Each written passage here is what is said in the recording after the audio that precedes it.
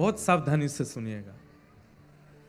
आज श्रीमद् भागवत का महात्मा हम लोग प्रारंभ करेंगे और विशेष रूप से मेरी इच्छा है और अब मैंने ऐसा कुछ कथाओं से प्रारंभ किया है कि जिस प्रांत में कथा होती है उस प्रांत के भक्तों के चरित्र हम ज्यादा कथा में सुनाते हैं।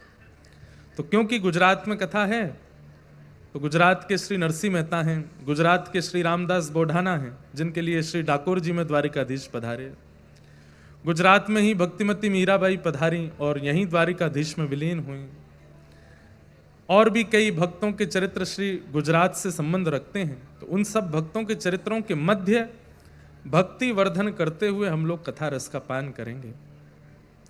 सच्चिदानंद रूपाय, भगवान के 3 रूप हैं। अब बिल्कुल शांति से सब लोग केवल हमको देखो और सुनो।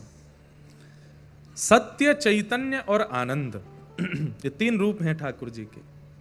सबसे पहला स्वरूप ठाकुर जी का सत्य है, जो असत्य नहीं है और जिनको कोई असत्य घोषित भी नहीं कर सकता, उनका नाम सत्य है। ठाकुर जी परम सत्य हैं और सत्य का एक स्वरूप होता है कि उसको कितना भी छुपाओ वो छुपता नहीं है, प्रकट होता है। और अगर किसी ने गलत रूप से सत्य को थोपा, गलत रूप से किसी के बारे में कुछ भी प्रलाप करके उसको सत्य साबित करने का प्रयास किया, तो समय बहुत बलवान है। एक दिन समय आएगा कि सत्य जो है वो उजागर होगा, चाहे जो हो जाए। कई बार कई रूप में कई लोगों के विषय में असत्य को सत्य बता करके सबके बीच में रख दिया जाता है। अब जगन्नाथ मंदिर के बारे में कई लोग कई बातें कह देते हैं। कुछ दिन पहले ही मैं कुछ सुन रहा था कि ऐसे ऐसे भगवान का हृदय गया, वहां जाकर के जगन्नाथ जी के हृदय में रखा, और उसमें एक नवीन कथा यह बताई जाती है कि द्वारिका में श्री ठाकुर जी का जो देह है उसको, अब वो शब्द तो हमको बोलने में भी भार पड़ता है, उसका पूर्ण क्रिया कर दी गई, सब कुछ हो गया, पर हृदय नहीं जला, तो वो समुद्र में बहता हुआ जगन्नाथपुरी पहुंच गया और वहां जाकर के उसको ही जगन्नाथ जी के हृदय में धारण किया। नहीं, ऐसा नहीं। गीता में भगवान कहते हैं कि मेरा चैतन्य स्वरूप है और मेरे चैतन्य स्वरूप को मरणासन समझने वाला व्यक्ति तो अपवित्र है ही, उसको देखने वाले को भी कपड़े सहित जल में स्नान करना चाहिए।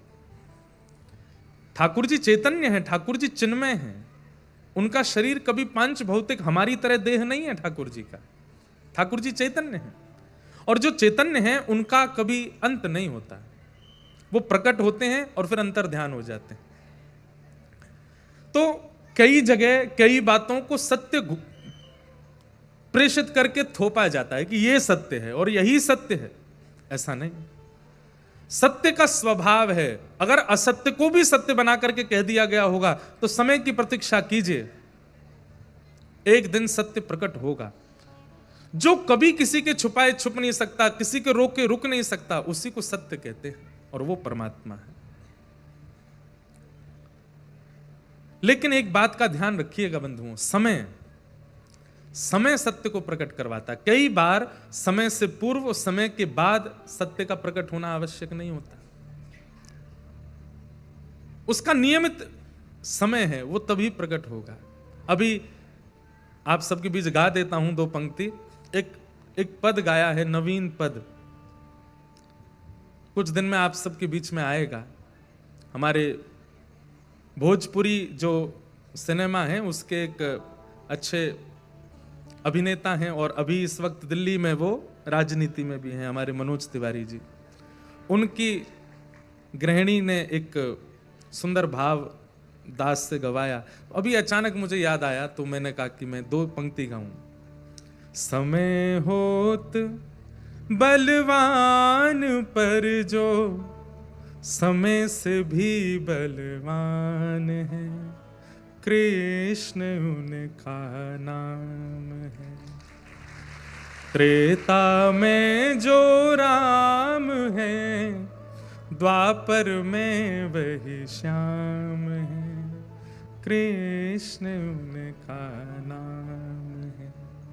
समय होत बलवान पर जो समय से भी बलवान है, कृष्ण उनका नाम। कितने सुंदर शब्द हैं। समय बलवान होता है।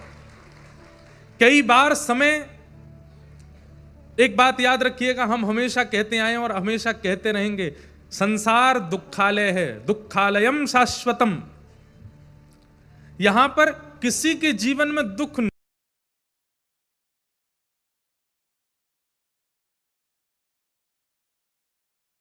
लेकिन भक्ति मार्ग में हो तो दुख ज्यादा आएंगे। आप कहोगे महाराज जी ऐसा क्यों? बहुत ध्यान से सुनिएगा। मैं एक जीवात्मा हूं, मेरी ओर देखिए, एक एक शब्द ध्यान से सुनिए। मैं एक जीवात्मा और मेरी जीवात्मा के प्रारब्ध के अनुसार ठाकुर जी ने मुझे दुख और सुख दोनों नियोजित कर रखे हैं। इतना इसको सुख देना है, इतना इसको दुख देना है। अब मैं इंद्रेश बन करके आया, मैं रमेश बन के आया, मैं राजेश बन के आया, जो भी बन करके आया, तो ठाकुर जी ने सोचा भाई इसका जीवन कितने दिन का है। अच्छा, ठाकुर जी नहीं, ये सब नियति निश्चित करती है। ठाकुर जी ने तो केवल मंत्रिमंडल बैठा रखा है, वो तो प्रधानमंत्री हैं, राष्ट्रपति, वो ज्यादा ध्यान नहीं देते। बाकी नियति रूपी एक मंत्री है, वो पूरे जीवन का हमारे का आंकलन करती है। इसको कब गिराना है, इसको कब ठोकर देनी है, इसको कब आइसक्रीम खिलानी है, इसको कब गहने पहनाने हैं, कब मर्सिडीज में चलवाना है, कब मारुति 800 में रखना है, कब पैदल चलवाना है, कब साइकिल से गिराना है, सब नियति निश्चित करती है। लेकिन मान लीजिए कि एक व्यक्ति का जीवन 80 वर्ष का है, तो नियति ने निश्चित किया कि 80 वर्ष के जीवन में 35 वर्ष का इसको कष्ट देना है। 5 वर्ष जन्म के बाद देंगे, 5 वर्ष विवाह के बाद देंगे, 5 वर्ष जब इसका दूसरा बालक होगा उसके बाद देंगे, 5 वर्ष तब देंगे। 80 वर्ष में वो 5 वर्ष, 6 वर्ष, 7 वर्ष ऐसे करके वो 35 वर्ष का कष्ट आपको प्राप्त हो जाएगा। कुछ दिन अच्छे, कुछ दिन बुरे, कुछ दिन अच्छे, कुछ दिन बुरे, ऐसा सब चलता रहता है। सब लोग इधर देखो, इधर देखो, ध्यान से सुनो। लेकिन जब आप भक्ति के मार्ग में आ जाते हैं तो नियति ठाकुर जी के पास जाती है, बोले नाथ अब ये आपका गुणगान गाता है, आपके मार्ग पर चल रहा है, क्या करें? तो ठाकुर जी कहते हैं कितना दुख है इसके जीवन में? तो ठाकुर वो कहती है 35 वर्ष का है।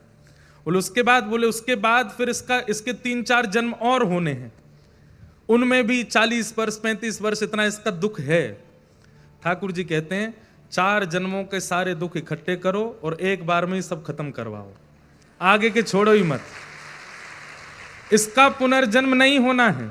ये जिस भाव से कथा सुन रहा है, जिस भाव से भजन कर रहा है, जिस भाव से मेरी सेवा में, आराधना में लगा है, यही इसका अंत करना है, इसके आगे इसको भेजना नहीं है। तो जो प्रारब्ध जन्य इसके दुख हैं जीवन के, उनको एक ही बार में सारे भुगवा दो और सारा हिसाब किताब इसका क्लोज करके, शारीरिक पीड़ा चल रही है, कभी कुछ चल रहा है, कभी कुछ। तो लोग कहते तू इतना भजन करता है फिर भी तेरे दुख खत्म नहीं होते। आपको नहीं पता, वो एक दिन में जो दुख भोग रहा है भक्ति करने वाला, उसके 4 जन्मों का दुख एक ही दिन में आ जाता है। वो सब खत्म कर रहा है आगे का। और एक समय ऐसा आता है कि आप ठाकुर जी की, मैं एक बात कहता हूं कथा में, ठाकुर जी या भक्ति कष्ट दूर नहीं करती, कष्ट से जूझना और लड़ना सिखाती है। सांसारिक व्यक्ति कैसा होता है कि कष्ट आने पर वो जूझ नहीं पाता, लड़ नहीं पाता, उसको फेस नहीं कर पाता, उसका सामना नहीं कर पाता, और फिर हाथ पैर मार करके कैसे भी उससे निकलने का प्रयास करता है। पर नहीं, भक्ति मार्ग व्यक्ति तो सहता है। भक्ति मार्ग व्यक्ति तो उसको स्वीकार करता है प्रसाद की तरह कि मेरे प्रारब्ध का कुछ है, नाथ दे दो, ये भी निकल के कट जाए, मुझे ज्यादा इसका कष्ट नहीं है, आप ये करवा देंगे और अच्छा होगा। कितने भक्तों के चरित्र में ऐसा हुआ? मैं आज तो ज्यादा नहीं कहूंगा नरसिंह मेहता का, कल से सुनाऊंगा। पर नरसिंह मेहता के चरित्र की एक घटना मुझको याद आती है। और अभी बंबई में भी मैं कथा करके आया, वहां भी अंतिम दिन नरसिंह मेहता याद आए, तो मैं वहां तो नहीं बोल पाया, लेकिन आज मैं बोलूं। अंतिम दिन की कथा में नरसिंह मेहता आकर के कथा में मानो हाथ पकड़े कि अब हमारे गुजरात चलो। इसलिए 7 दिन की कथा में वहां अंतिम दिन ही नरसिंह मेहता का स्मरण हुआ। और मैं प्रयास करूंगा, मुझे आती तो नहीं है ज्यादा गुजराती, पर मेहता जी के, नरसिंह जी के जो पद हैं गुजराती में, उनको टूटी फूटी अपनी हिंदी ब्रजभाषा में गाऊंगा, आप उसको सही कर देना, आप लोग उसका भाव रखना। नरसिंह जी के भक्ति, नरसिंह जी के भाव बहुत अद्भुत हैं। नरसिंह मेहता जी को नागर वंशीय ब्राह्मण थे, उनके समाज के लोगों ने ही निकाल दिया। अपने वंश से, अपनी जाति से उनको निष्कासित कर दिया। तो नरसिंह मेहता जी दुखी नहीं हुए, पर एक बार पूछने गए कि मेरा अपराध क्या है। तो नरसिंह मेहता जी बोले, आप सब बड़े लोगों ने, आप सब हमारे वंश के अग्रजों ने निर्णय लिया है तो निश्चित ही सोच समझ के और मेरी भलाई और आप सबकी भलाई के लिए किया होगा, जो मुझे निकाल दिया। पर मैं बस ये जानने आया हूं, नहीं भी बताएंगे तो कोई दिक्कत नहीं, पर बता दीजिए मेरा अपराध क्या है। तो उन सब बड़े लोगों ने कहा, मेहता जी आप कीर्तन में नाचते हो, वो हमको पसंद नहीं है। क्या गलती करते हैं? कीर्तन करते करते आप नाचने लगते हो, दोनों भुजा उठा करके और ऐसे डोल डोल करके और ये करताल बजा के नृत्य करते हो, इसलिए हमको ये अच्छा नहीं लगता। तो जो लोग बोल रहे थे नरसिंह मेहता जी उनकी ओर देख करके मन में सोचने लगे, यहां नगर के बाहर में दूषित नृत्य तुम देखने चले जाते हो, उनको देखने से तुमको पीड़ा नहीं, लेकिन कोई हरि गुण गा करके नृत्य करे तो तुम उसको अपने कुल से निकाल दोगे। उस समय के देखो, कोई नरसिंह मेहता जी का चित्र बना के लाया है, कोई लाली देखो क्या इधर बैठी है, वाह बहुत सुंदर है। बोले दूसरा कारण क्या है? बोले तुम परब्रह्म परमात्मा के मूल रूप का वर्णन ना करके उनके रस केली का वर्णन करते हो कि वो रास कैसे करते हैं, व्रज में गोपियों के संग विहार कैसे करते हैं, लीला कैसे करते हैं, इन सब का वर्णन करते हो, वो हमको पसंद नहीं, इसलिए हम तुमको नागर वंश से निकाल रहे हैं। नरसिंह मेहता जी बोले जैसी आपकी इच्छा। प्रणाम करके जाने लगे। पत्नी ने कहा बहुत बुरा हुआ, घर परिवार ने निकाल दिया, भाइयों ने त्याग कर दिया, उन्होंने त्याग कर दिया, मित्र छोड़ के चले गए, यहां तक तो हम सहते रहे, पर अब वंश ने भी निकाल दिया, अब जाति ने भी निकाल दिया, अब क्या, अब जी के करें क्या? हम दोनों कुछ खा के कुछ कर लें क्या? नरसिंह मेहता बोले अरे बावड़ी है क्या, ऐसे थोड़ी, अरे बल्कि इसको दूसरे रूप में विचार कर। बोले क्या? बोले परिवार में होते तो उनका भी ध्यान रखना पड़ता, ठाकुर जी ने उनको हटा दिया। बोले तुम अपना ही ध्यान रखो, दोनों भजन करो। मित्र परिकर परिवार और सखा साथी ये सब साथ में रहते तो उनका ध्यान रखना पड़ता, उनको भी दूर कर दिया। किसी के मृत्यु में जाना पड़ता, किसी के जन्मदिन में जाना पड़ता, किसी के घर के उत्सवों में जाना पड़ता। ठाकुर जी ने कहा ले ये समय भी तेरा निकाल दिया, भजन कर। उसके बाद में सारे भार ठाकुर जी ने दूर किए, एक भार केवल जाति का रह गया था सिर पे, आज ठाकुर जी ने वो भी निकाल दिया। अब कम से कम नृत्य करके कीर्तन भी करूंगा तो कोई प्रश्न उठाने वाला नहीं है मेरे आगे। एक भार मेरे ऊपर था, वो भी ठाकुर जी ने निकाल दिया। सारे भार मेरे ऊपर से हटा करके अब केवल एक भार, और एक, इसको भार नहीं कहूंगा, एक सौभाग्य मेरे सिर पर है, क्या कि मैं हरि का हूं और हरि मेरे हैं, मेरी दूसरी कोई पहचान नहीं है। अब कल तक मेरी अनेक पहचानें थीं, मैं उसका भाई हूं, मैं उसका बेटा हूं, मैं उसका पति हूं, मैं उसका मित्र हूं, मैं उसका सखा हूं, मैं उसका बंधु हूं, और ये सारी पहचानें भी मेरी जाती जा रही थी। तो एक पहचान तो मेरी रह गई थी कि मैं नागर वंशीय ब्राह्मण कुल उत्पन्न नरसिंह मेहता हूं, आज वो पहचान भी चली गई। अब केवल मेरी एक पहचान है कि मैं हरि का दास नरसिंह हूं, मैं हरि का हूं और हरि मेरे हैं। बंधुओं, भक्त क्या करता है, वो परिस्थिति को ठाकुर जी का प्रसाद मान करके स्वीकार करता। और एक बात बोलूं, परिस्थिति ठाकुर जी की द्वारा दी गई परीक्षा है, उसको परखने के लिए कि वो क्या करने वाला है। और उस परिस्थिति को जब हंस के खेल करके शांति से वो स्वीकार कर लेता है और उसमें भी प्रसन्न चित्त रहता है, तो ठाकुर जी अपनी दोनों भुजा पसारते हैं, वाह अब मैं तो सो प्रसन्न है गयो, तू मेरे पास आ जा, तुम मुझको स्वीकार कर ले। विपरीत परिस्थिति कलयुग में, लिख लीजिएगा इस बात को, और कल से अगर जिनको बहुत आनंद आता है कथा में कुछ सूत्र लेने में, वो कुछ लिखने की व्यवस्था रखो अपने साथ। कलयुग में विपरीत परिस्थितियों को सहना ही तपस्या है, और उससे भगवत प्राप्ति निश्चित हो जाएगी। उस विपरीत परिस्थिति को बस सह लीजिए। क्यों? क्योंकि भगवान सत्य हैं, वो सब जानते हैं, सब अंतर्यामी, इसलिए वो सत्य हैं। भरोसा कीजिए, विश्वास कीजिए उन पर। आपकी परिस्थिति से ज्यादा, आपकी परिस्थिति ठाकुर जी से ज्यादा बलवान नहीं है। आपकी देह की पीड़ा, आपकी बौद्धिक पीड़ा, आपकी सामाजिक पीड़ा, ये ठाकुर जी से ज्यादा बलवान नहीं है। पर हां, बलवान ये कब हो जाती हैं? जब ठाकुर जी के प्रति अविश्वास होता है, जब ठाकुर जी पे भरोसा नहीं होता, तब आपकी पीड़ा बलवान हो जाती है। इसलिए ठाकुर जी से जाके मत कहो कि हम पीड़ा में हैं, पीड़ा से कहो ठाकुर जी हमारे संग खड़े हैं, हे पीड़ा सोच समझ के हमारे पास आना। ठाकुर जी संग खड़े हैं हमारे, शंख चक्र गदा पद्म धारण करके क्यों खड़े हैं हमारे द्वारिकाधीश। क्या इस चक्र को देख करके भी आपको निर्भयता नहीं होती? मुझे डरने की क्या आवश्यकता, मेरे सिर पर सुदर्शन चक्रधारी खड़े, मुझे क्या आवश्यकता भयभीत होने की, मेरे साथ में गिरवरधारी खड़े, गिरिराज जी धारण करके खड़े। ये ठाकुर जी ने ऐसे ऐसे रूप धारण इसलिए किए हैं ताकि आप निर्भीक होकर के उन पर विश्वास करो। ठाकुर जी से मत कहो कि हम पीड़ा में हैं, पीड़ा से कहो कि हम ठाकुर जी के साथ हैं। ठाकुर जी हमारे जौरे खड़े, हमारे ब्रज भाषा में पास को कहते हैं जौरे, क्या बोलते हैं हमारे जौरे, अब जौरे तो नहीं उसको दोहरे खड़े हैं, हमारे जौरे खड़े हैं ठाकुर जी। अभी हम महाराष्ट्र में थे, वहां पंडरीनाथ भगवान ऐसे खड़े कमर पे हाथ धर के। तो श्री ज्ञानेश्वर जी महाराज ने ठाकुर जी के ऐसे खड़े होने के अनेक उदाहरण बताए। ठाकुर जी ऐसे क्यों खड़े? वृंदावन में वंशी बजा रहे हैं, गोवर्धन में गिरिराज जी उठा रहे हैं, द्वारिका में गुजरात में शंख चक्र गदा पद्म धारण करके खड़े हैं, रंगनाथ में लेटे हुए हैं। पर ये अद्भुत ही छवि है, ठाकुर जी की कमर पे हाथ धर के खड़े हैं। आपके गुजरात के महान प्रवक्ता श्रीमद् भागवत के अद्भुत वक्ता श्री डोंगरे जी महाराज, वे तो अपनी हर कथा में कहते थे कि हमारे द्वारिका के नाथ लीला पूरी करके वैकुंठ नहीं गए हैं। बोले कहां गए? बोले पंढरपुर गए हैं, पंढरपुर में विराजे। और वहां ठाकुर जी ऐसे खड़े हैं। ऐसा कह दिया जाए तो इसमें कोई अतिशयोक्ति नहीं कि सतयुग त्रेता द्वापर युगों में प्रकट हुए भगवानों में जो अंतिम स्वरूप है ठाकुर जी का, वो यही है। कलयुग में और स्वरूप भी प्रकट हुए ठाकुर जी के, पर सतयुग त्रेता द्वापर के विश्राम में जितने स्वरूप प्रकट हुए उनमें अंतिम स्वरूप यही है। ठाकुर जी कमर पर हाथ धर के खड़े।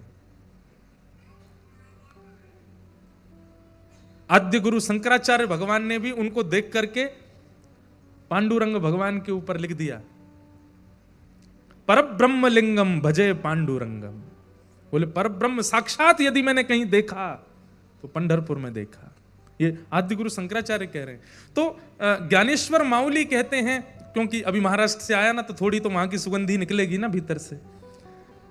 और भाई देखो, ये प्रांतों की बात नहीं है, ठाकुर जी सब जगह के हमारे हैं, हम ठाकुर जी के हैं। तो ठाकुर जी ऐसे क्यों खड़े हैं, बहुत ध्यान से सुनना। तो उसमें सबसे पहला भाव श्री ज्ञानेश्वर माउली कहते हैं कि जब कोई नदी में स्नान करने जाता है तो वो अपने किसी साथी को भेजता है, पहले बोले आगे जाके देख गहरा कितना है। तो वो व्यक्ति जब भीतर जाता है तो वो भीतर जाकर के बताता है इतना जल है, इतना जल है, इतना जल है। तैरने वाला जिसको तैरना आता है वो भीतर जाकर के नाप के बता देता है कि इतना जल है, और फिर वो दूसरा व्यक्ति उसी अनुसार नीचे उतरता है। कहते हैं कि भैया हम सब लोगों को तैरना नहीं आता इस संसार रूपी भवसागर में। ये संसार भवसागर है और हम इसमें तैरना नहीं जानते, इसलिए हम ठाकुर जी से कहते हैं ठाकुर जी कितना गहरा है। तो श्री विट्ठल भगवान कहते हैं मुझे भजने वालों के लिए इतना ही गहरा है, इससे ज्यादा नहीं है। जो मेरे हैं, जो मुझसे प्रेम करते हैं, जो मेरे अधीन हैं, उनके लिए केवल इतना है।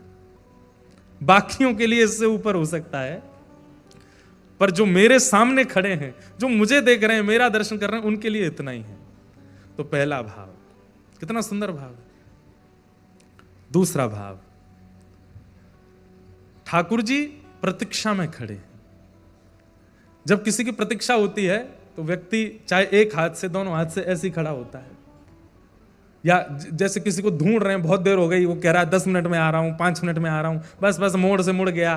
तो जब किसी को बहुत ज्यादा प्रतीक्षा होती है, ज्यादा प्रतीक्षा जब किसी की नहीं होती तो आदमी बैठ जाता है, चैन से बैठ जाता है, चाय पी लेता है, कुछ खा लेता है। लेकिन जिसकी बहुत उत्कंठा से प्रतीक्षा होती है उसको व्यक्ति यूं ही ढूंढता रहता, कितनी देर रह गई यार, अभी तक नहीं आया, अभी कह रहा 10 मिनट, 5 मिनट देर। तो मानो श्री पंडरीनाथ भगवान प्रतीक्षा में खड़े हैं, और जब हम सामने जाते हैं तो ठाकुर जी मानो कहते हैं आ गया, मैं कब से प्रतीक्षा कर रहा था, मैं तेरे लिए ही तो खड़ा हूं कमर पे हाथ धर के कि तू कब आएगा। तेने 28 साल लगा दिए मेरे पास आने में, तेने 25 साल लगा दिए, तेने 20 साल लगा दिए। तो प्रतीक्षा में ठाकुर जी खड़े हैं। किसकी प्रतीक्षा में? मेरी और आपकी प्रतीक्षा में खड़े हैं। हम वहां घंटों लाइन में लग करके जब पंडरीनाथ भगवान के सामने जाते हैं तो पंडरीनाथ भगवान मानो कह उठते हैं, बोले तू तो भैया 2 घंटा लाइन में लग के आया, मैं तो 2000 वर्ष से यूं ही खड़ा हूं, तेरे काजे मैं तो 2000 वर्षों से ऐसे ही खड़ा हूं। तो प्रतीक्षा की भावना। और तीसरी भावना मुझे बहुत प्रिय लगती, वैसे तो सारी भावना प्रिय हैं, पर ज्ञानेश्वर माउली कहते हैं तीसरी भावना, बोले क्या? आपकी किसी से लड़ाई हो गई बाहर, आपने लड़ाई तो कर ली, लेकिन जब लड़ाई हुई तो पता चला सामने वाला आपसे ज्यादा बलवान, वो जब आप पर आक्रमण करने आया तो आप अब ढूंढ रहे हो मैं कहां जाऊं, कैसे बचूं। तो बच्चों में लड़ाई हो जाती है, तो सामने वाला बच्चा ज्यादा बलवान होता है तो वो दूसरा वाला बच्चा मैया को ही खोजता है अपनी, मेरी मम्मी कहां, पिताजी नहीं, मम्मी ही बचाएगी। वो मम्मी के पास जाता, बचाओ बचाओ बचाओ बचाओ। तो माँ क्या करती है, तुरंत छोटे वाले को लेके अपने पीछे खड़ा करती है, सामने खड़ी हो जाती है, क्या बात है, और जो सामने से आ रहा है उसको टोक देती है, क्या कहना है इसको, इससे बाद में कहना, पहले मुझसे बात कर। तो ऐसे ही संसार की पीड़ा, संसार के कष्ट, संसार का भय, संसार की दुख दारिद्र, ये सबसे हम भिड़ तो जाते हैं, लेकिन बाद में पता चलता है ये हमसे ज्यादा बलवान है, ये हमको मानसिक रूप से, बौद्धिक रूप से, व्यवहारिक रूप से, शारीरिक रूप से तोड़ ही रहे हैं। तब हम क्या करते हैं, तब हम ठाकुर जी का नाम लेते हैं, जैसे ही कहते हैं हे कृष्ण द्वारिकावासी क्वासी क्वासी महाभुज, हे महाभुज आप कहां हो, हे जगन्नाथ आप कहां हो, हे द्वारिकाधीश आप कहां हो, तुरंत ठाकुर जी निकल करके आते हैं और हमको पीछे खड़े करके ऐसे खड़े हो जाते हैं और दुख दारिद्रों से कहते हैं इससे बाद में जूझना, पहले मुझसे बात करो, इसके पास बाद में जाना। इसीलिए हमारे महाराष्ट्रियन वैष्णव ठाकुर जी को भगवान नहीं बोलते, क्या बोलते हैं, माउली।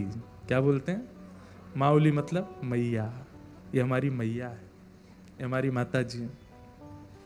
खावे मुंह का बाहर निकाल दे तो माँ उसको धीरे से धर देती है, और रोता है, और रोते रोते फिर भी कोई और शांत कराने आया उसके पास नहीं, माँ के पास ही लगता है, गले उन्हें माँ कहती दूर बैठ मत आ मेरे पास, तो भी उसी पे ही चढ़ता है। ऐसा विश्वास ठाकुर जी के प्रति हो, चाहे जो हो जाए हमारे साथ। बंधुओं कहां तक कहें, हाथ पैर कटने तक की स्थिति आ जाए तो भी अविश्वास ना हो ठाकुर जी पे।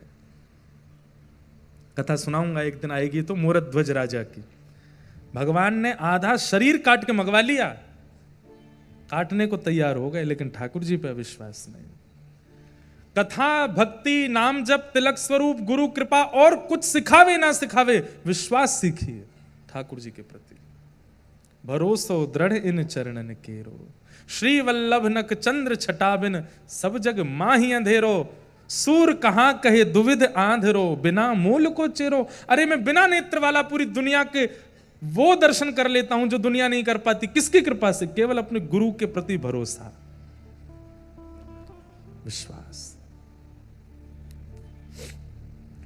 तो भगवान कौन है, सत्य है, और सत्य विश्वास से प्रकट होता है। दूसरा भगवान का स्वरूप है चैतन्य। ठाकुर जी चैतन्य है, जड़ नहीं है। चाहे वो चित्रपट की सेवा में हैं, चाहे वो अष्ट धातु के हैं, चाहे वो चांदी के हैं, सोने के हैं, पीतल के हैं, ठाकुर जी के प्रति चैतन्य बुद्धि रखो। आपके यहाँ तो बहुत बढ़िया मौसम है, पंखा चल रहे हैं। हमारे यहाँ आज की डेट में कोई पंखा चला दे तो उसको शत्रु मान लिया जाता है। जैसे घर में सुबह सुबह साफ सफाई माताएं बहनें करती हैं, और उस समय अगर पंखा चला देती हैं गलती से तो पूरा घर देखता है, भाई प्राण लेने हैं तो ऐसे ही बोल दो। इतनी सर्दी हमारे यहाँ तो पंखा चल रहे हैं। पर जैसे हमारे यहाँ की सर्दी है, अब आप अपनी सेवा के ठाकुर जी को ऊनी वस्त्र पहनाते हो, सौल लगाते हो, हिना का इत्र चढ़ाते हो, सब कुछ करते हो, लेकिन आप जहां कहीं भी ठाकुर जी का स्वरूप देखते हो, आपके मन में आता है इनको ढक दूं, कहीं जाड़ा नहीं लग रहा हो, कहीं सर्दी नहीं लग रही हो, इनको कुछ पवा दूं, भूखे नहीं बैठे हों। ये बुद्धि प्रकट हो जाना, ये चैतन्य बुद्धि है, और इससे ठाकुर जी का अनुभव, साक्षात्कार बहुत जल्दी हो जाएगा। ठाकुर जी के प्रति चैतन्य बुद्धि। पर हम लोग कैसे, अपना तो आलीशान घर है, ठाकुर जी कोने में बैठे हैं, एक छोटी सी बेचारी खिड़की है, वहां के भीतर बैठे हैं चुपचाप, एक दिया जल रहा है, उसी में बेचारे अपनी बंशी खोजते रहते हैं, कहां है। चना चनौरी बेचारी किस्तों में मिली हुई हैं, छोटी सी कटोरी, जो लोग जिनके घर में बादाम का ड्राई फ्रूट्स का भोग लगता है बस ठाकुर जी को, वो भी ऐसा नहीं कि बड़े कटोरा भर के धर दो, इतनी सी कटोरी, उसी में ही ठाकुर जी बेचारे तृप्त हो जाओ। ठाकुर जी बंधुओं कई बार ये सोचते हैं कि तू मेरी सेवा करके एक बार खुद सोच, अगर मैं तेरे साथ ऐसा करूं तो क्या होगा। तू मेरी सेवा करके एक बार विचार कर कि यही उल्टा तेरे साथ हो गया तो तू क्या करेगा। ठाकुर जी चैतन्य है, और चैतन्य बुद्धि उन लोगों को रखनी चाहिए जो ठाकुर जी की सेवा करते हैं। देखो बंधुओं, यहां 3 प्रकार के भक्तों के लिए 3 मार्ग बताए गए। सत्य मार्ग उन लोगों का है जो कर्म पर ज्यादा विश्वास करते हैं। जैसे कई व्यापारी लोग मिलते हैं हमको, वो कहते हैं महाराज जी हम ज्यादा पूजा नहीं कर पाते, सेवा नहीं कर पाते, पर हम सत्यनिष्ठ रहते हैं, समय की पाबंदी में रहते हैं, छल कपट नहीं करते, अपना कर्म करते हैं, परिवार का भरण पोषण करते हैं, पत्नी व्रत, पतिव्रत, पुत्र व्रत, पुत्री व्रत, परिवार व्रत इनका निर्वहन करते हैं, पर हम ज्यादा देर ठाकुर जी की सेवा नहीं कर पाते। तो उनके लिए भजन क्या है? ठाकुर जी सत्य स्वरूप हैं, वो सब जानते हैं, उनके प्रति पूर्ण भरोसा रख करके चित्त में अपनी क्रिया करो, आपके लिए वही भजन है। चैतन्य उन लोगों के लिए जो घर में सेवा करते हैं, ठाकुर जी की सेवा, चित्रपट की सेवा, युगल सरकार की सेवा, श्रीनाथ जी की सेवा, गोपाल जी की सेवा, उन लोगों के लिए चैतन्य बुद्धि। ठाकुर जी चैतन्य हैं, इनको भी हमारी तरह त्वचा है, इनको भी जाड़ा लगता है, गर्मी लगती है, भूख लगती है, प्यास लगती है, ये सारी बुद्धि उनके प्रति रखना, ये सब भाव उनके प्रति रखना, चैतन्य बुद्धि। ये किनके लिए? सेवकों के लिए चैतन्य बुद्धि है। और तीसरा, जो नाम पर भरोसा रखते हैं, जो कीर्तन में विश्वास रखते हैं, जो सत्संग सुनते हैं, सेवा इतनी नहीं कर पाते पर नाम करते हैं। कौन है पता है? सप्तनिधियों में मदन मोहन जी को प्रकट करने वाले श्री सनातन गोस्वामी। विहरत निस्दिन कुंज गलिन में व्रजजन मन सुख धाम, मदन मोहन को रूप निरख सनातन बलि बलि जाए। सनातन गोस्वामी की कथा आप सबने सुनी ही होगी। मथुरा में एक ब्रजवासी मैया के यहां मधुकरी लेने के लिए जाते थे, उन्हीं के यहां पर मदन मोहन लाल जी की सेवा होती थी। तो मदन मोहन जी का मन आ गया, जैसे ही द्वार खोल के मैया मधुकरी देने गई तो मदन मोहन जी का मन आ गया किन पे? सनातन गोस्वामी पे। और रात्रि में एक दिन स्वप्न में मैया से बोले, मैया मैं तो को एक बात बतावे आया हूं। मैया तो बड़ी खुश हो गई, इतने साल से सेवा कर रही हूं, अब जाके स्वप्न में ठाकुर जी का दर्शन हुआ, कहो जय जय, मेरी सेवा ते राजी हो, मोते प्रसन्न हो? ठाकुर जी बोले, हाँ मैया मैं बहुत प्रसन्न हूं, एक बात बतावे आया हूं। बोले कहा? बोले कछु दिना में आप प्रस्थान करवे वारी हो। मैया बोली, ये बताने स्वप्न में आए हो आप? इतने साल की सेवा में आप कभी प्रकट नहीं हुए और अब जाके प्रकट हुए तो मेरी मृत्यु की तिथि बताने आए हो? लेकिन बोली जय जय, बस ये बता दो मोते राजी हो ना? ठाकुर जी बोले, मैं बहुत राजी हूं मैया, पर मैं तो सो ये कहवे आया हूं, सेवा पूर्ण भई अब तेरी, जागा भाग्य किसी का। अब तेरी सेवा पूरी है गई, पर मैया मैं तो यहीं रहूंगा, मुंह को कौन के हवाले करके जाएगी? मैया बोली, आपने कोई चुन लियो है? बोले हाँ चुन लियो। बोले कौन? बोले सुबह सुबह बाबा आवे मधुकरी मांगवे। ब्रजभाषा समझ रहे ना आप लोग? ठाकुर जी बोले बाबा आवे मधुकरी मांगवे। बोले हाँ, वही बाबा मुंह को बढ़िया लग गो, वही दे दे मुँह, वही के पास जाऊंगा। अगले दिन जब सनातन गोस्वामी आए तो मैया ने मधुकरी देते ही कहा, बाबा मेरे ठाकुर जी स्वप्न में आके कह के गए आपसों सेवा करानी है। बाबा ने ठाकुर जी को देखा, भीतर मंदिर में विराज रहे थे घर में। बोले मैया आपके ठाकुर जी को देख करके मुझे इतना सुख मिलता है, सोने का मुकुट पहनते हैं, क्या जड़ी के वस्त्र पहनते हैं, 56 भोग लगाते हैं, छोटी सी कुटिया में रहता हूं, एक टिक्कर बना करके मधुकरी की पाता हूं, 22 घंटा भजन करता हूं 24 घंटे में से, और बचे हुए 2 घंटे में शयन करना, स्नान करना, शौच करना, सब कुछ 2 घंटे में।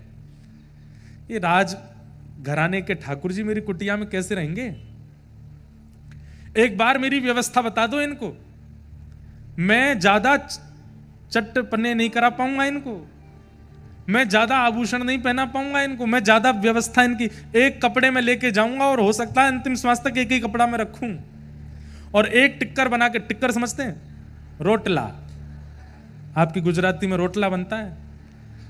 कच्छ साइड जाते हैं या उधर अपने सौराष्ट्र की तरफ जाते हैं, वहां यहाँ पे भी बनता है रोटला, बाजरा का रोटला, ज्वार का रोटला, बड़े बड़े, उसका भी और बड़ा, रोटला का भी रोटला, उसको बोलते हैं टिक्कर। मतलब एक टिक्कर कम से कम इतना बड़ा बनाते हैं साधु महात्मा संत जन, और उस एक टिक्कर के 2-3 भाग करके 3-4 महात्मा खा लेते हैं, पूरे दिन भूख नहीं लगती। फिर मोटा अनाज और मोटा रोटला। तो बोले मैं तो एक टिक्कर बना के पाऊं, कैसे जीवेंगे मेरे संग? इनकी तो 8 बार भोजन, 7 बेर आरती। हमारे ब्रजमंडल में 8 बार भोग लगता है, 7 बार आरती होती ठाकुर जी की, अष्टयाम सेवा होती। कैसे करेंगे ये? एक बार मेरी व्यवस्था बता दो इनको। मैया बोली आज बात करती हूं। ठाकुर जी से जाके कही, बोले कि जय जय जाग के पास जावे की इच्छा रख रहे हो। उनने अपनी ऐसी व्यवस्था बताई है। रात्रि में मैया सो गई, ठाकुर जी फिर से सपने में आए, बोले मैं राजी हूं, मुझे जरूरत ना है, पर मोकू वही के पास जानो है। सोचिए आप कितनी व्यवस्था करते हैं, उससे ठाकुर जी नहीं रीझते, पर आप जो भी व्यवस्था करते हैं कितने उत्साह से करते हैं, उससे ठाकुर जी रीझते हैं। सनातन गोस्वामी जी को ठाकुर जी की सेवा में रुचि है, पर सेवा से ज्यादा नाम में रुचि है। 22 घंटे भजन करते हैं वो। 22, हमारे वृंदावन में आज भी ऐसे कई महात्मा हैं, 22 घंटे भजन करते हैं, केवल नाम जपते रहते हैं। हमारे गोवर्धन में एक महापुरुष थे, महाराज जी थे, आप में से जो यहाँ बड़े सब बैठे हैं हमारे बड़ोदरा के, हो सकता है उन्होंने उनका नाम भी सुना हो, दर्शन भी किया हो। परम पूजनीय प्रातः स्मरणीय श्री ठाकुरदास बाबा। मैंने अंतिम समय में उनका दर्शन किया, जब वो निकुंज में प्रवेश कर रहे थे, उससे पहले किया, तब उठ भी नहीं पाते थे। उस समय मैं दर्शन करने गया, मैं भी छोटा था, पिताजी के साथ गया, तो बाबा की संपूर्ण शरीर तो किसी और के करने से ही कार्य करता था, पर ये उंगली उनकी ऐसी चलती रहती थी बिना माला के। मतलब ये समझ लीजिए कि पूरे शरीर को पैरालाइज हो गया, लेकिन उंगली पर नाम बंद नहीं हुआ। उस स्थिति को क्या कहते हैं? एक होता है कि आपने नाम को पकड़ा है, और एक होता है नाम ने आपको पकड़ा है। तो महाराज जी जो थे, उन्होंने, नाम ने उनको पकड़ लिया। वे ठाकुर जी का नाम नहीं लेते थे, ठाकुर जी उनका नाम लेते थे। उस स्थिति में उनका वह रात में सो रहे हो, चल रहे हो, फिर रहे हो, कहीं भी कैसी भी स्थिति में शिथिल अवस्था थी उनकी, लेकिन नाम चलता रहता था। तो हमारे व्रज में नाम प्रेमी बड़े महापुरुष हैं। सनातन गोस्वामी उन्हीं में से थे। 22 घंटा भजन करते थे, सेवा से कोई ज्यादा संपर्क नहीं था, पर ठाकुर जी ने चुन लिया। अगले दिन जब सनातन गोस्वामी आए तो मैया ने अपने ठाकुर जी दे दिए, बोले लो बाबा लेके जाओ ठाकुर जी को। गोदी में लेकर के नृत्य करने लगे, आंसू तो आने लगे। बोले जय जय, मैंने आपको नहीं, आपने मुंह को स्वीकार किया है, चलो महलन से कुटिया में लेके चलूं। और यमुना जी के तट विश्राम घाट पर छोटी सी कुटिया, उसमें लेकर के ठाकुर जी को आए, एक कोने में बैठा दिया। उत्साह में तो बहुत थे, क्या क्या करूं, पर आता नहीं है कुछ भी। तो एक चौकी पर ठाकुर जी बैठा दिए, एक कपड़ा से ढक दिए, मोटा टिक्कर बनाया ठाकुर जी के लिए। टिक्कर बना के बोले जय जय, जय ही पाऊं मैं तो। और हमारे लिए कुछ सब्जी नहीं है, साग नहीं है, नमक नहीं है, और कुछ मिर्च नहीं है, ये व्रज रज ही टिक्करों में लग जाती है, यही सब पूर्ण कर देती है। प्रेम से पाओ, स्वागत है आपका मेरी कुटिया में। 4-5 दिन सेवा को हो गए, और टिक्कर का भोग लगाने के बाद 22 घंटा के भजन में चले जाते सनातन गोस्वामी। ठाकुर जी बैठे हैं टिक्कर के आगे। आप लोग प्रेरणा मत ले लेना, महाराज जी हम तो फिर भी चना चनोरी का लगा रहे हैं। तो भाई 22 घंटा भजन भी तो कर रहे हैं सनातन जी। भजन करने के बाद जब उठते, फिर से स्नान ध्यान करके फिर दूसरा टिक्कर बनाते, ठाकुर जी को पवाते। 4-5 दिन बाद ठाकुर जी उनके ध्यान में आए। सनातन जी बोले जय जय, राजी हो, कैसा लग रहा हूं मेरी कुटिया में? तो ठाकुर जी ऐसे करके बोले, कहा भयो? अरे वो रूखी रोटी खाऊं ना, गले में इर्ज गई है, अटक गई है गले में, भीतर ना है, जा रही है। सनातन जी बोले गले में अर्ज गई है। बोले हाँ, क्या करूं? आप आटा लेने तो जाते ही हो मधुकरी में, नेक्स्ट तो घी लिया करो वहां में, ने टिक्कर में घी लगाए के पवाए दे करो, भीतर सटक इस में आसानी होगी।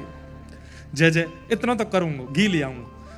उन्हीं माता जी के पास जाते थे मधुकरी लेने, और सूखी सामग्री लेते थे, पकी हुई नहीं, आटा दाल चावल स्वयं बना के पाते थे। आटा मांगा, माता जी आज थोड़ी सी एक मधुकरी और बढ़ा। बोले क्या? थोड़ा सा घी दे दो। मैया बोली आ गए हो, अब आ गए हो तुम्हारी कुटिया में, अभी तो घी आ रहा हो, अभी देखियो। नहीं नहीं नहीं, घी से ऊपर नहीं जाएंगे आप, चिंता मत करो। घी लेके गए, टिक्कर बना करके वहां में घी लगाए, ठाकुर जी के आगे पधराए हो। जय जय, अब तो राजी हो, खूब चकाचक, खूब सटका सटका के पाओ। घी की कटोरी रख दी, बोले टिक्कर घी से ही लगा के खाओ आप। तो 6-7 दिन तक ठाकुर जी राजी राजी पाते रहे, फिर ध्यान में आए। सनातन जी बोले जय जय, अब तो सुखी हो? बढ़िया। नहीं नहीं, बताओ आप। बोले जीभ खारी है गई है। बोले क्यों? अरे नेक्स्ट सो नमक डाल दे करो वहां में आटे में, थोड़ा तो स्वाद बने। तुम कोरे आटे में यमुना जल मिलाए के पवाए दो, घी लगाए दो, नेक आटो, बस एक चुटकी आटो डाल, वहां में नमक डाल दे करो। एक चुटकी नमक कौन सी बड़ी बात है, ठीक है, ये भी ले आएंगे। अगले दिन गए मैया से, बोले मैया मधुकरी में आटा भी मिलता है, घी भी, थोड़ा नमक और दो। हाँ नमक, अभी तो रुको, रसायनों का प्रवेश होगा। नमक लेकर के गए। 7-8 दिन 10 दिन ठाकुर जी ने फिर कोई सेवा नहीं मांगी। 10 दिन बाद फिर आ गए, जय जय, अब कहाँ हो? बोले आप जाते हो, आटा लाते हो, घी लाते हो, नमक लाते हो, एक आलू और ले आया करो, और उस आलू को भून दिया करो, भून करके छिलका उतार के मीड़ करके और उसमें नमक डाल दो, तो एक आलू की चटनी हो जाएगी साथ में, खाने में थोड़ा सुख मिलेगा। सनातन गोस्वामी जी ने ठाकुर जी उठाए, लेके मैया के पास गए, बोले धरो या को भीतर। वो ये तो 56 भोग मंगा रहे मेरी कुटिया में। जैसे ही मैया को देने लगे, मूर्तिमंत ठाकुर जी चैतन्य हो गए, प्रकट हो गए, सनातन जी के हृदय लग गए। बोले रहूंगा तो आपके संग ही, कहीं नहीं जाऊंगा, रहूंगा आपके पास। तो कईयों की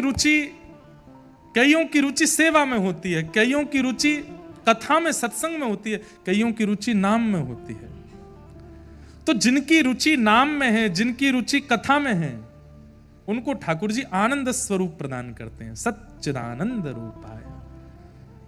कर्मनिष्ठ लोगों के लिए ठाकुर जी सत्य रूप में विराजमान हैं, सेवा भावी लोगों के लिए ठाकुर जी चैतन्य रूप में विराजमान हैं, और कथा श्रवण करने वाले वैष्णव और नाम जाप करने वाले वैष्णवों के लिए ठाकुर जी आनंद के रूप में विराजमान हैं। वो हर परिस्थिति को आनंद से स्वीकार करें, वही उनके लिए ठाकुर जी हैं। इस समय जो आपके मुखमंडल पर प्रसन्नता है, आप लोग विचार कीजिए, कोई आदमी 15 मिनट भी ऐसे रहे तो यहां दर्द होता है। आप लोग 3:30 बजे से ऐसे ही बैठे हो, सबके मुख खिले हुए हैं, कईयों के मुख भी खिले हैं, नेत्रों से अश्रु भी निकल रहा है। ये सुख नहीं है, ये प्रसन्नता नहीं है, यही आनंद है, और ये आनंद ही श्री कृष्ण है। इस प्रसन्नता में आप ये कह सकते हो कि कृष्ण मुझे छू रहे हैं। इतनी बढ़िया स्माइल तो आपकी फोटो उसके सामने भी नहीं आ सकती। जो प्रसन्नता अभी आपकी कथा में है, ये प्रसन्नता अलौकिक है, अद्भुत है, और यही श्री कृष्ण है। सच्चिदानंद रूपाय विश्वोत्पत्त्यादि हेतवे, विश्व की उत्पत्ति आदि करना जिनका हेतु है। भगवान के कर्म क्या है, गुण क्या है? कर्म है विश्व की उत्पत्ति करना, पालन करना, संहार कर देना, और गुण क्या है? तापत्रय विनाशाय। उनको भजने वाले, उनको जपने वालों के वो 3 प्रकार के तापों का नाश करते हैं, आदि दैविक, आदि भौतिक, आध्यात्मिक। श्री कृष्णाय वयम नमः। ऐसे श्री कृष्ण को हम बारंबार प्रणाम करते हैं। मुनि मानतोस्मि। श्री सुखदेव जी महाराज की।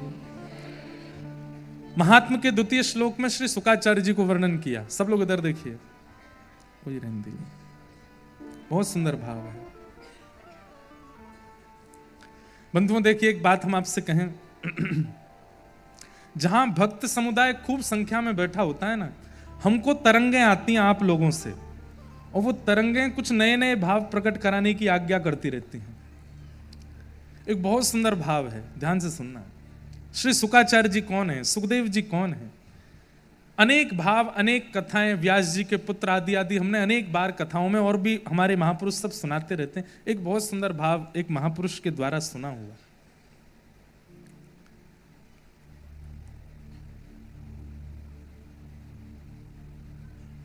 हमारे व्रज में पद पदावलियों में एक पद ठाकुर जी गाते हैं। पूरी दुनिया बड़ाई करे किसी व्यक्ति की, लेकिन 3 प यदि बड़ाई कर दें तो वो आदमी मानता है कि हाँ ये सच्ची बड़ाई है। पूरी दुनिया कहे तुम बहुत अच्छे हो, तुम बहुत अच्छे हो, तुम बहुत अच्छे हो, ठीक है, लेकिन 3 प संबंध वाले, उनमें सबसे पहले पिताजी बड़ाई कर दें अपने पुत्र की, वाह लाला बहुत बढ़िया, तेने बहुत अच्छा काम किया, मैं तो बहुत प्रसन्न हूं। दूसरा पड़ोसी जो घर के सामने ही रहता है, पूरी दुनिया आपको देखने को तरसती है, पर वो रोज आपको देख देख के झिक गया है, पर वो भी आपकी बड़ाई कर दे, वाह भैया तुमसे तो हम बड़े राजी। और तीसरी पत्नी अगर प्रशंसा कर दे तो समझ जाओ कि आप सच में कुछ अच्छा करके आए हो। पिताजी बहुत जल्दी बड़ाई नहीं करते, मां कर देती हैं, बहनें कर देंगी, पिताजी बहुत जल्दी बड़ाई नहीं करते अपने पुत्र की। ऐसी पड़ोसी भी बहुत जल्दी बड़ाई नहीं करते। बाकी पूरी दुनिया से जंग जीत जाओ, पत्नी भी जल्दी बड़ाई नहीं करते। हमारा तो अनुभव अभी शुरू हुआ है तो अभी ज्यादा हमको अनुभव है नहीं, देखते हैं। आप सब यहां ज्यादा बैठे हो तो ये 3 ज्यादा बड़ाई कर दें तो समझो कि सही में कुछ अच्छा किया आपने। तो ठाकुर जी के मन में एक दिन भाव आयो, श्री जी मेरे सामने आमे तो मेरी बड़ी बड़ाई करें, आहा कैसे सुंदर अलकावली, कैसे सुंदर नेत्र हैं, कैसे सुंदर पत्रावली, कैसी सुंदर नासिका, आज श्याम सुंदर की पीतांबरी कितनी मधुर है, आज नूपुर कितने बढ़िया पहने। किशोरी जी जब ठाकुर जी से मिलते हैं तो किशोरी जी बहुत देर तक तो ठाकुर जी को मौन होकर के केवल एक एक श्रृंगार को देखती रहती हैं, कितना सुंदर श्रृंगार। इसलिए ठाकुर जी रज रज के श्रृंगार करते हैं। हर दिन किसी को सजना अच्छा नहीं लगता, और हमारे ठाकुर जी रोज सजते हैं, डेली। इनको रोज नए वस्त्र चाहिए, रोज नए इत्र चाहिए, रोज नया मुकुट चाहिए, रोज नया चंदन घिस घिस के लगाओ, नई नई पत्रावली, रोज नए पीछे बंगला बनाओ, रोज पीछे की पिछवाई बदलो। क्यों? तो ना पता श्री जी आमेंगी देखवे, तो जब श्री जी आमेंगी तो उनको देखवे में आनंद आवे। उनको अपने लिए नहीं सजते ठाकुर जी, श्री जी के लिए सजते, रोज एवरीडे। हमारे भारत के मंदिरों में पोशाक दोबारा आती नहीं ठाकुर जी को, एक बार पहन लिया बस हो गया काम, अब तो नई आएगी, इतना सजते हैं। तो श्री जी भी खूब प्रशंसा करती हैं, आज बहुत मधुर लग रहे हैं, बहुत अच्छे लग रहे हैं। ठाकुर जी ने मन में विचार किया ये मेरे मुंह पे तो बड़ाई करें, पर असली प्रशंसा तो मैं तब मानूं जब मैं उपस्थित नहीं हूं, तब ये क्या कहती है मेरे बारे में वो मुझे सुनाई दे। तो उसके लिए मैं क्या करूं? मेरे बिना जब श्री जी बैठती हैं तब क्या चर्चा करती हैं, क्या सोचती हैं, वो मुझे पता चले। तो ठाकुर जी ने योजना बनाई, मधुमंगल को सखी बनाया, मधुमंगल को नथनी पहनाई, कानन में कुंडल पहना दिए, ओढ़नी पहना दी, बढ़िया सुंदर उसका श्रृंगार विंगार करके बाल वाल आगे कर दिए।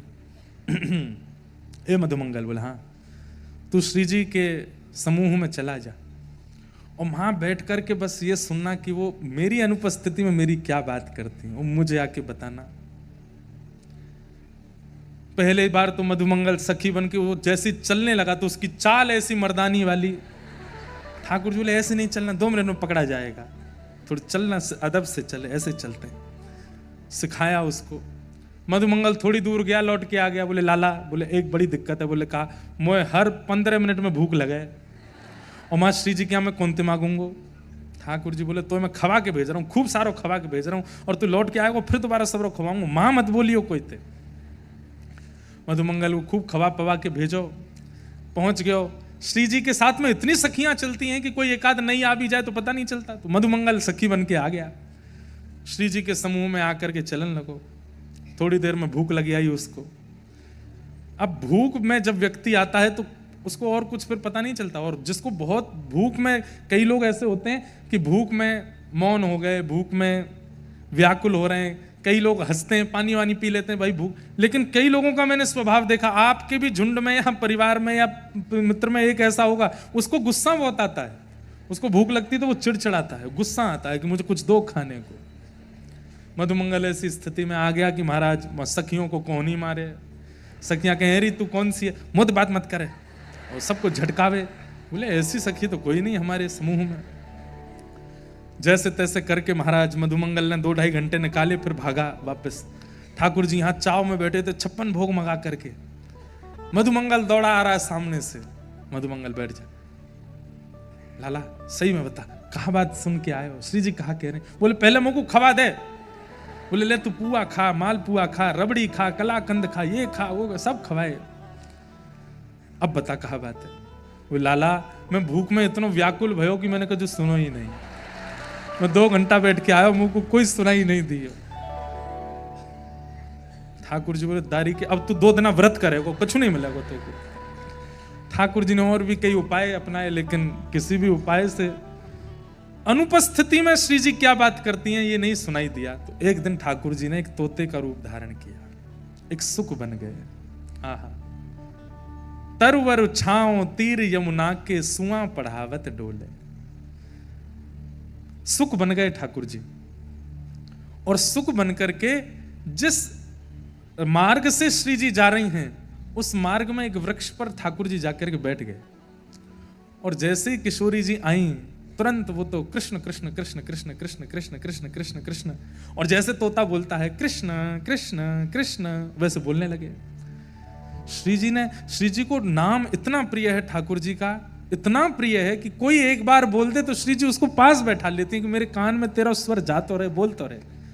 जैसे ही कृष्ण कृष्ण शब्द सुना, श्री जी ढूंढने लगी। तोता को ऊपर देखा तो खूब सारे फल लेकर के आई, फल का प्रलोभन देकर के तोता को नीचे बुलाया, अपनी गोद में लेकर के सहलाने लगी। बोली और सुनाओ ना। तो वो तोता मधुसूदन, माधव, मोहन, मुरारी, ठाकुर जी के जितने नाम है सब बोलने लगे। और श्री प्रिया जी इतनी भाव निमग्न हो गई, वो तोता कभी यहां बैठे, यहां बैठे, यहां बैठे, कोई और थोड़ा ही है, ठाकुर जी हैं। सोई श्री जी ने कहा कि ललिता विशाखा से कही एक मणि को पिंजरा बनवाओ और ये मेरे संग सदा रहेगो, ऐसी योजना बनाओ।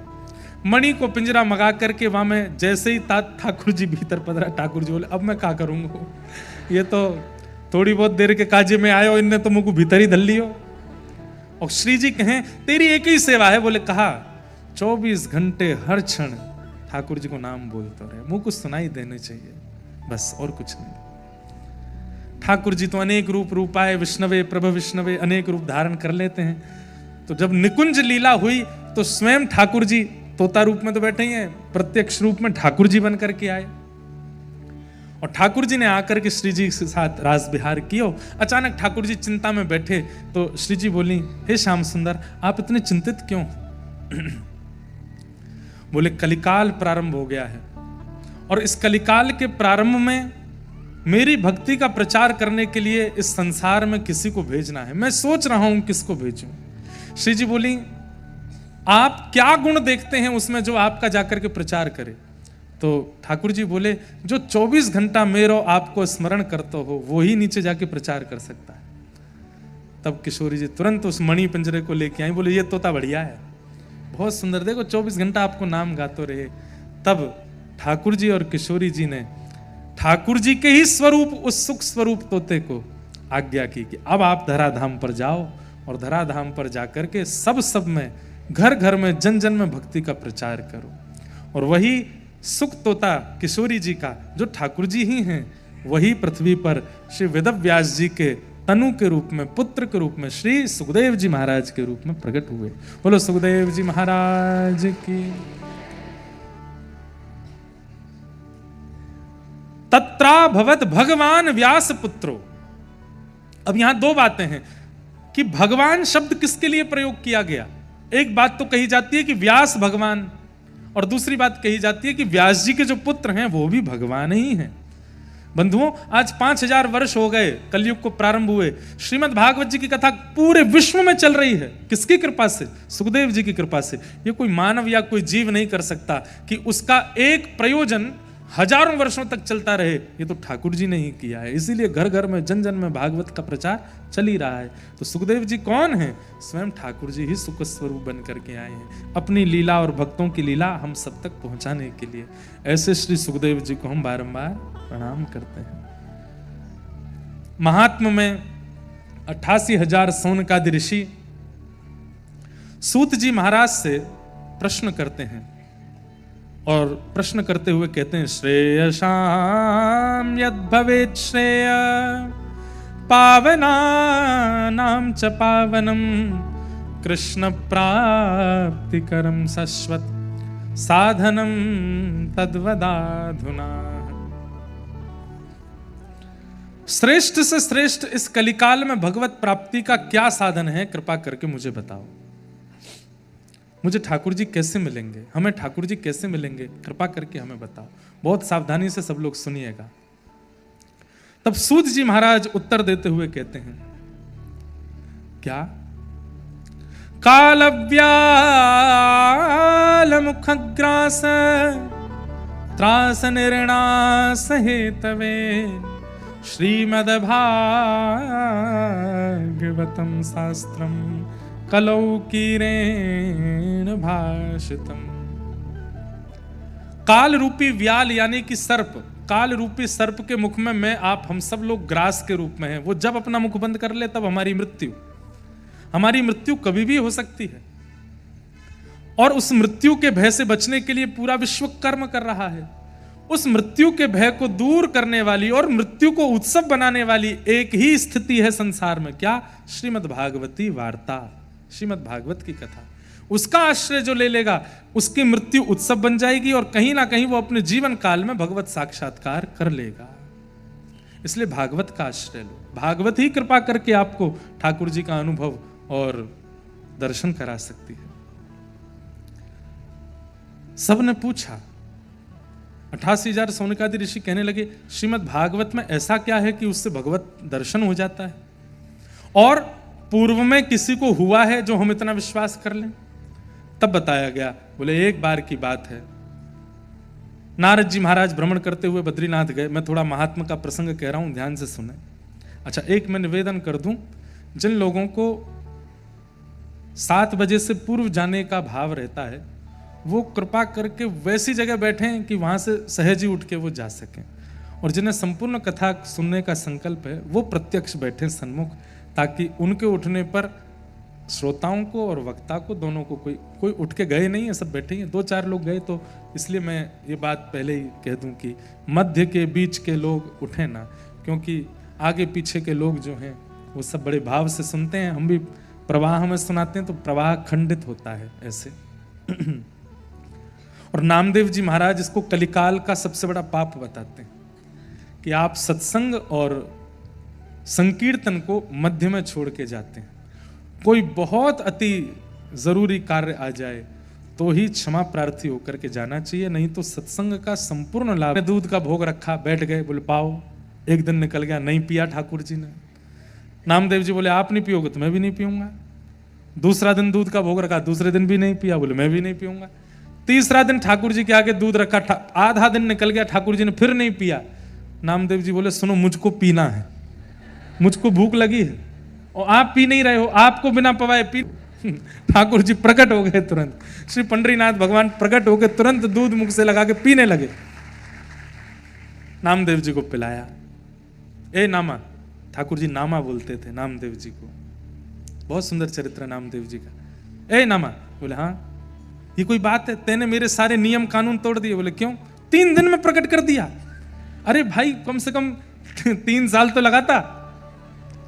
कलयुग में इतना समय नहीं है भगवान सबके पास 3 साल प्रतीक्षा करे तब आप आओ। 3 दिन में ठाकुर जी आ गए। आपकी गुजरात की जूनागढ़ की भूमि को मैं शायद आंकड़ों में ऊपर नीचे चला, संभवतः 52 बार ठाकुर, वामन बार द्वारिकाधीश पधारे। 52 बार। अरे भाई ध्रुव जी को 1 बार दर्शन हुआ, प्रहलाद जी को 2 बार दर्शन हुआ। अम्बरीश राजा को एक बार दर्शन हुआ। भागवत के सारे भक्तों के चरित्र देख लो, कितनी बार ठाकुर जी आए उनके पास? एक बार, 2 बार, बहुत करके देखोगे तो 4-5 बार। अरे ब्रजवासियों को भी 11 वर्ष ही दिखे ठाकुर जी, बस उसके बाद द्वारिका चले गए। कलयुग वाकू आकलन कर रहे हो कि वो अच्छा है, बुरा है, श्रेष्ठ है, अश्रेष्ठ है। ठाकुर जी कहते हैं वो जितनी पीड़ा मेरे नाम गाने वाले को देते हैं उतनी पीड़ा मुझे होती है। तो ठाकुर जी ने रामदास जी से कहा, आप इतना पैदल चल के आते हैं, इतना सब कुछ, मुझे श्रम होता है बहुत ज्यादा, आपके श्रम से मुझे श्रम होता है, आप मत आया करो। या फिर एक काम करो, बोले क्या यहीं बस जाओ द्वारिका में? रामदास जी बोले गृहस्थाश्रमी हूं, कम से कम एक दिन ही सही अपने गृहस्थाश्रम का निर्वहन तो करूंगा। तो गृहस्थाश्रम निभाने के लिए वापस जाते तो एक रात ही रुकते थे घर पे, अगले दिन फिर द्वारिका। ठाकुर जी बोले बहुत बढ़िया, भक्ति आश्रम भी निभा रहे हो, गृहस्थाश्रम भी निभा रहे हो, नहीं करोगे बंद आना? रामदास जी बोले मुझे बहुत सुख मिलता है नाथ, मुझे आने दो, ये मेरा अधिकार है, मुझसे छीनिए मत। ठाकुर जी बोले अब हमको ही कुछ करना पड़ेगा। तो एक दिन ठाकुर जी बोले एक काम करो, बोले क्या? हमको ले चलो अपने साथ। रामदास जी बोले ये कैसे हो सकता है? बोले क्यों नहीं हो सकता? अनुब्रजाम में हम नित्यम पूये ये तन्य रेणु भी, मैं नित्य अपने भक्तों के पीछे पीछे घूमता हूं। मंदिर होना, धाम होना, तीर्थ होना एक बात है, पर मेरे भक्त जहां होते हैं मैं वहीं होता हूं। मूल रूप से वही धाम श्रेष्ठ, जहां असंख्य भक्त बैठ करके मेरा कीर्तन कर रहे हैं। आपको ये पंडाल लग रहा होगा, आपको ये बड़ोदरा लग रहा होगा, लेकिन दृष्टि अगर शुद्ध करके देखोगे तो एक कोना बरसाना है, एक नंदगांव है, एक वृंदावन है, एक गोवर्धन है, एक जतिपुरा है, एक द्वारिका है, एक जगन्नाथ है। सारे तीर्थ यहां विराजमान हैं। क्यों? इतनी संख्या में भक्त यहां बैठ करके हरि चिंतन कर रहे हैं। ना हम वसामि वैकुंठे योगिनाम हृदयेन च मद भक्ता यत्र गायन्ति तत्र तिष्ठामि नारद। मैं वहीं रहता हूं जहां मेरे भक्त मेरा कीर्तन गाते हैं। तो रामदास बोढ़ाना जी से ठाकुर जी ने कहा मुझको ले चलो। रामदास जी बोले ये कैसे होगा? बोले हम बता रहे हैं कैसे होगा। बोले कैसे होगा? बोले आप आना और एक बैलगाड़ी की व्यवस्था करके लाना अपने साथ, और आकर के रात्रि अपना एकादशी जागरण कीर्तन करना।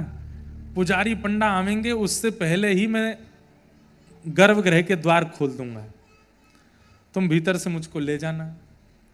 बोले जय जय, देखो गर्भगृह से प्रवेश करने का अधिकार पुजारियों का है, वहां से मैं प्रवेश करूंगा तो फिर बहुत बड़ा एक अपराध हो जाएगा। और एक बात, बोले क्या? मैं आपको नहीं ले जा रहा, आपको जाना है मेरे साथ। मैं आपको नहीं ले जा रहा हूं, आपको जाना है। तो भाई अब किसी को किसी के साथ जाना है तो जिसकी जाने की इच्छा है वो योजना बनाए, मैं क्यों बनाऊं योजना?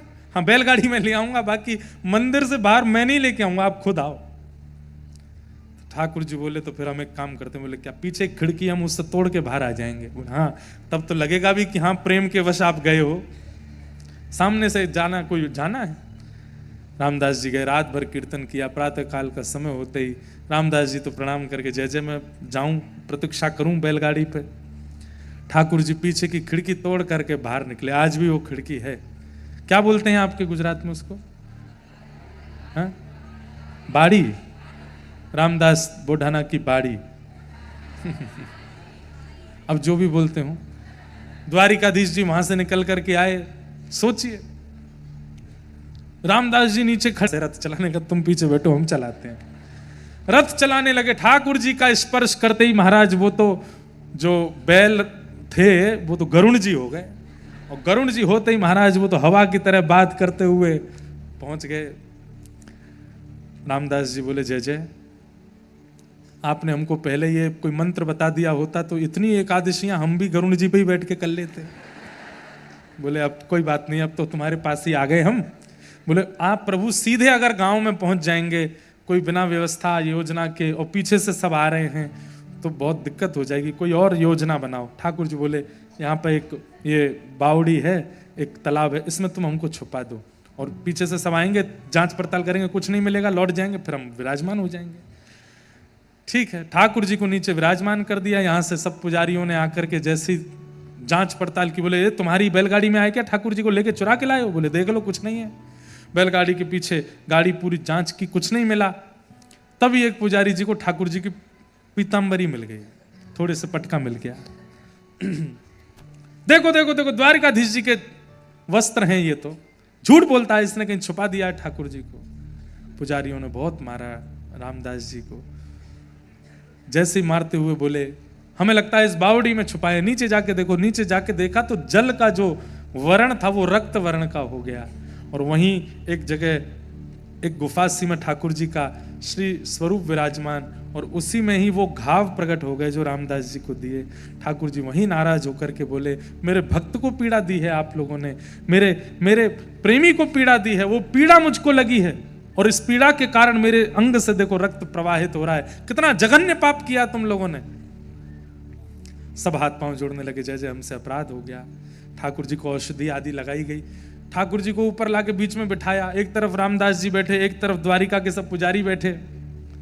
बोले जय जय आपने ये क्या किया? बोले कि इनके प्रेम के भाव से हम इनके साथ चले आए। बोले इनके साथ तो आप चले आए, पर द्वारिका को कितना सुना करके आ गए आप। वो धाम है, वो तीर्थ है, 4 धामों में एक नाम है उसका, सब कुछ वहां से चलता है, आप यहां कैसे आ सकते हैं छोड़ करके? हम आपके बिना प्राण त्याग देंगे, हमारा परिवार प्राण त्याग देगा। सब रोने लगे द्वारिका के लोग। ठाकुर जी बोले हम एक काम करते हैं। बोले क्या? सुनिएगा ठाकुर जी की बात। ठाकुर जी बोले जो हमको लेके आए हैं भगत जी, आप एक काम कीजिए। बोले रामदास जी बोले क्या? ये जितने द्वारिका के लोग आए हैं, हमको तोल तोल करके हमारे समान वजन के भार का सोना इनको दे दो सबको। आप सबको हमारे भार का सोना मिल जाएगा, आप राजी हो जाना। द्वारिका के जो लोग थे वो सब बोले भैया द्वारिकाधीश बहुत भारी हैं, इतना सोना तो बन ही जाएगा कि 2-3 पुस्तों तक चलता रहेगा। सब द्वारिका के लोग बोले कोई बात नहीं, हम द्वारिका को संभाल लेंगे, आप सोना ही दिलवा दो। ठाकुर जी बोले चलो रामदास जी। रामदास जी बोले भगवान सोना का नाम ही सुना है, हमने देखा कभी नहीं है, ये आपने कैसी आज्ञा कर दी? और वो भी एक आध को देना हो तो बात चले, भी इतने सारे ये सब द्वारिका के लोग कहां से दूंगा मैं? ठाकुर जी बोले कान इधर लाओ हमारे पास। रामदास जी ने कान पास किया। ठाकुर जी बोले शास्त्रों में वेदों में हमारे लिए क्या लिखा है? बोले क्या लिखा है? अणो अणियान महतो महियान। हम चाहें तो ब्रह्मांड से भी ज्यादा भारी हो सकते हैं, और हम चाहें तो मक्खी से भी हल्के हो सकते हैं। छोटे से अण, आप लोग जिस मिट्टी के कण को पकड़ सकते हो, एक कण को, उस कण के भी 4 भाग करके उसका जो चौथा होगा उसके भी 4 भाग करके जो सबसे छोटा बचेगा उसको बोलते हैं अणु, उसके भी छोटे अंग को बोलते हैं परमाणु। ठाकुर जी कहते हैं वो भी मेरा स्वरूप है, मैं हल्के होने में राजी हूं, तुम तो बस हमें तोल दो। बोले तोल तो दूंगा, लेकिन पडले में क्या रखूंगा? ठाकुर जी बोले तुम्हारी बहू जी है ना? बोले हाँ। उनके कान में एक सीख के बराबर एक बहुत हल्का सा एक सोने का एक तार है, उस तार से हमको तोल दो। बोले तार से तोलोगे आप? बोले हाँ। तराजू लेकर के आए, पुजारियों से कहा हाँ भाई पुजारी जी आप लोग एक काम करो, द्वारिकाधीश को उठा के तो रखो तराजू पे। सारे पुजारी लग गए, ठाकुर जी उठ ही नहीं पाए उनसे, इतने भारी। लेकिन पुजारी जी थके भी और खुश भी हूं, बहुत बढ़िया, इतने भारी हैं कि इतना सोना मिलेगा आज हमको। बोले ये तो उठ ही नहीं रहे, कैसे बैठेंगे तराजू में? ठाकुर जी बोले रामदास जी को बुला, वो उठाएंगे। रामदास जी ने एक हाथ का बल लगाया, ठाकुर जी तुरंत उठ गए, और उठ करके सीधे गए, जाकर के पडला पे धरा। ठाकुर जी का पडला नीचे हुआ, दूसरे पडला में सब लोग हाथ मल रहे हैं। बोले हाँ लाओ लाओ लाओ, सोना चांदी हीरे जवाहरात धरो इसमें, ठाकुर जी के बल से दो। सबसे पहले पत्नी के कान का जो वो सोने का तार था वही लेके आए रामदास बुढ़ाना, और जैसे ही दूसरे पडले में धरा, ठाकुर जी तो झूलन लगे, ऊपर रह गए, महाराज आगे पीछे होने लगे। पुजारी सब मूड पकड़ करके बैठे। बोले ये क्या ठाकुर जी, आपने कालिया नाग को छला, आपने बलि को छला, आपने बाली को छला, अब हमको भी छल रहे हो? हमसे आप टस से मस नहीं हो रहे थे, और यहां इसकी पत्नी के कान के तार पर तुल गए आप।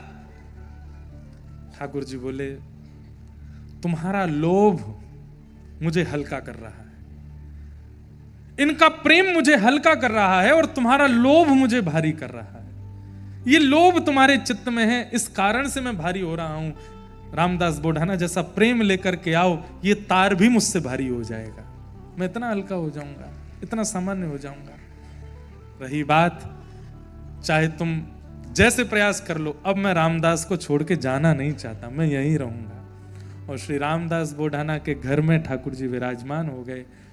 पुजारियों ने कहा, नाथ अब द्वारिका की महिमा कैसे होगी? ठाकुर जी बोले, मेरा ही एक स्वरूप एक स्थान पर तुम्हें कुछ दिन में मिलेगा, वो मेरा ही प्रत्यक्ष स्वरूप है, वही मेरा द्वारिका का स्वरूप है, उन्हें तुम वहां विराजमान करो। और अब से मैं तो रामदास के साथ यहीं रहूंगा, यहीं पर विराजूंगा। और तब से रण छोड़ राय भगवान डाकोर जी श्री डाकोर जी में रामदास बोढ़ाना के घर में ही विराजमान हैं। आज भी ठाकुर जी वहीं बैठ करके दर्शन दे रहे हैं।